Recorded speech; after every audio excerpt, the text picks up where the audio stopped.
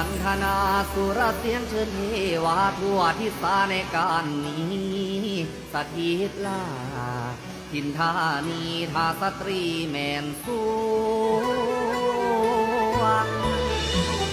องค์อินทราถ้วยไทยผู้เรื่องใจไทยฟ้านงนางนาดดำคานว่าเป็นฟ้าทั้ง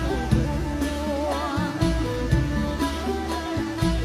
แปดทิศาบอนเบืองอารามเมืองเมื่อแจ้งฤทธิลำสำแดงสาดส่องแสงเด่นด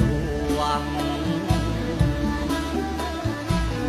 บารมีเลิศข้าพระบุญญาเลิศลำวิสุทธิ์สีดีงามข้าน้อมนำมาคุ้มครอง ว่ามาเยอะมายังว่ามายังมนต์ดนวิธีบรบวนควรที่เสด็จจากที่